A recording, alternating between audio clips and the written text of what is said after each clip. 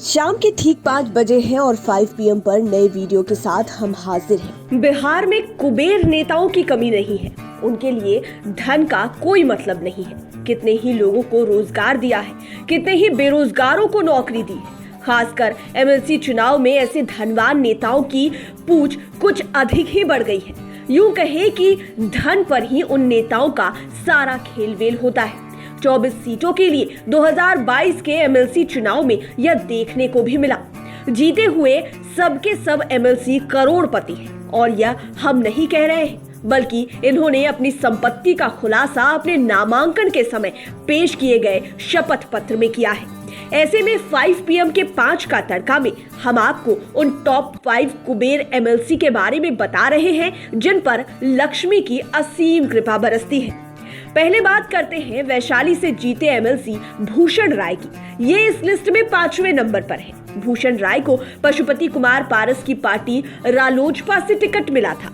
खास बात कि टिकट मिलने के 2-3 दिन पहले ही इन्होंने पार्टी का दामन थामा था। इन्हें आप हेलीकॉप्टर उम्मीदवार भी मान सकते हैं, मतलब पार्टी में शामिल होते ही उम्मीदवारी मिल गई। दरअसल टिकट की गारंटी के बाद ही भूषण राय पार्टी में शामिल हुए थे। ये भी बड़े बिजनेसमैन हैं, पैसे की कमी नहीं है, धनपति है।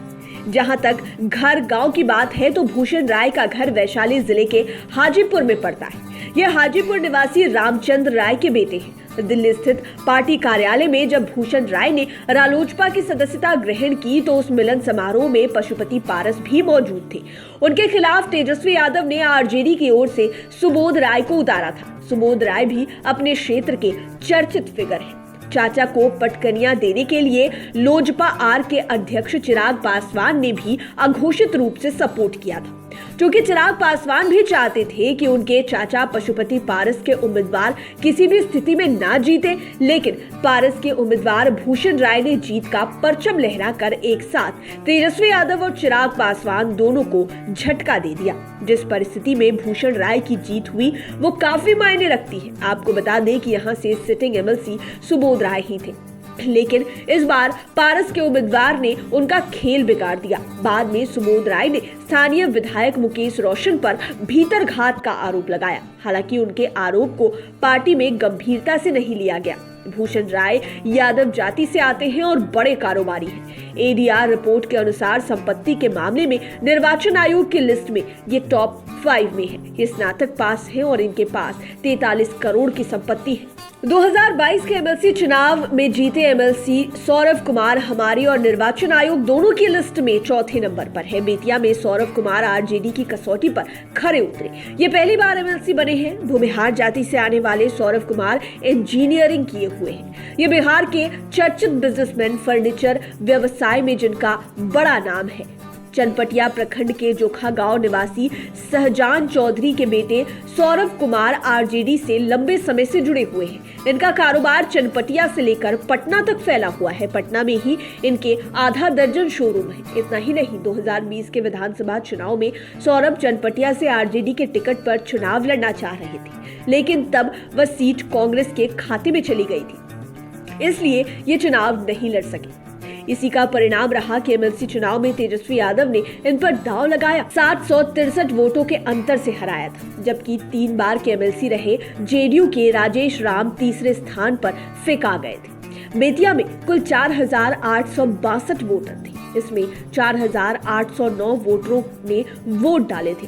कुल वैध 4,471 प्रथम वरीयता वाले वोटों में सौरभ को 2,132 वोट मिले, जबकि आफाक अहमद को 2,621 वोट आए, जबकि राजेश राम को 632 वोटों से संतोष करना पड़ा।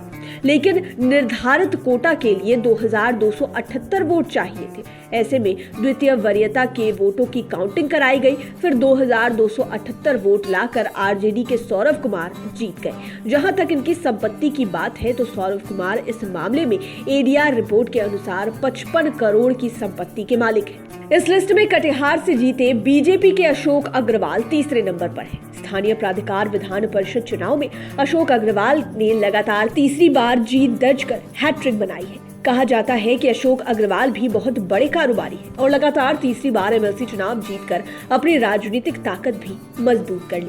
जहाँ तक पढ़ाई की बात है तो ये महज 8वीं पास, लेकिन पॉलिटिक्स में ये काफी ट्रेंड हो गए हैं। यही कारण है कि बीजेपी से 2019 में इनका मतभेद हो गया। इसके बाद इन्होंने निर्दलीय ही नामांकन कर दिया। बाद में मामला पैचअप हुआ। संपत्ति के मामले में ये निर्वाचन आयोग की लिस्ट में तीसरे नंबर पर है। ये दिए गए शपथ पत्र के अनुसार 101 करोड़ की संपत्ति के मालिक हैं। हालांकि कटिहार में तो बीजेपी के अशोक अग्रवाल ने फिर से बाजी मार ली। कहने में तो आसान लगता है कि बीजेपी की पहले से ही परंपरागत सीट रही और पिछले 2 टर्म से अशोक अग्रवाल ही एमएलसी बनते आ रहे हैं, लेकिन इस बार के समीकरण पर पॉलिटिकल एक्सपर्ट्स मानते हैं कि आरजेडी थोड़ी समझदारी दिखाता तो कटिहार सीट तेजस्वी यादव की झोली में जा सकती थी। दरअसल अशोक अग्रवाल को प्रथम वरीयता में कुल 1653 वोट मिले, जबकि आरजेडी उम्मीदवार कुंदन कुमार को प्रथम वरीयता में 942 वोट आए। वहीं कांग्रेस प्रत्याशी सुनील कुमार यादव को प्रथम वरीयता में 800 वोट मिले। जीत के लिए कुल 1738 वोटों की जरूरत थी। इसलिए द्वितीय वरीयता की गिनती निर्धारित प्रक्रिया के तहत की गई। यदि आरजेडी और कांग्रेस एक होकर चुनाव लड़ते तो उन दोनों को वोट मिलाकर 1742 हो जाता, जबकि जरूरत 1738 वोटों की थी। इससे आप समझ सकते हैं कि अशोक अग्रवाल को दोनों की लड़ाई का सीधा लाभ मिला है। 2022 के एमएलसी इलेक्शन में बीजेपी को बिहार में 7 सीटें मिली थी। इसी में गोपालगंज की सीट भी शामिल है। यहां से जीते राजीव सिंह इस लिस्ट में दूसरे नंबर पर है। विजयी उम्मीदवार राजीव सिंह उर्फ गप्पू सिंह लगभग 159 करोड़ की संपत्ति के मालिक हैं। चुनाव आयोग को दिए गए शपथ पत्र में इन्होंने अपनी चल अचल संपत्ति की जो जानकारी दी, उसके अनुसार इनके पास 96 करोड़ 39,350 रुपए की स्व अर्जित संपत्ति है और इनकी पत्नी सुमुद सिंह के पास 35 करोड़ 64,65,590 रुपए की स्व अर्जित संपत्ति है। वहीं राजीव के पास 19 करोड़ 76,94,417 रुपए और पत्नी के पास 8 करोड़ 44,37,660 रुपए की चल संपत्ति है। इतना ही नहीं, इनके पास 55 लाख रुपए का और पत्नी के पास 62 लाख रुपए का सोना है। आरजेडी सुप्रीमो लालू यादव के गृह जिले गोपालगंज से बीजेपी के टिकट पर एमएलसी बने राजीव सिंह उर्फ गप्पू बाबू ने चुनाव जीतकर अपनी आर्थिक के साथ ही राजनीतिक ताकत का भी एहसास कराया। हालांकि ये सब कम वोट से जीते, लेकिन 20 वोट से शिकस्त देकर राजीव सिंह गोपालगंज में सबों पर भारी पड़े। इस पूरे चुनाव में किंग मेकर के रूप में जेडीयू के बाहुबली विधायक अमरेंद्र कुमार उर्फ पप्पू पांडे बने। यही वजह रही कि जीत के बाद समर्थक गप्पू पप्पू के नारे लगा रहे थे। बीजेपी को 1786 वोट जबकि आरजेडी को 1766 वोट से ही संतोष करना पड़ा। राजीव सिंह स्नातक पास है और बहुत बड़े कारोबारी भी। और अब बात करते हैं पहले नंबर पर रहे सच्चिदानंद राय की। विधान परिषद चुनाव में जीत दर्ज करने वाले उम्मीदवारों में सबसे अमीर सच्चिदानंद राय है। सारण सीट से बीजेपी का टिकट नहीं मिलने पर बगावती तेवर इख्तियार करते हुए इन्होंने निर्दलीय दावेदारी की और इन्हें इसमें जबरदस्त कामयाबी मिली। निर्वाचन आयोग में जमा एफिडेविट के अनुसार इन्होंने अपने पास 890 करोड़ की अचल संपत्ति की जानकारी दी है, जबकि बाकी चल संपत्ति है।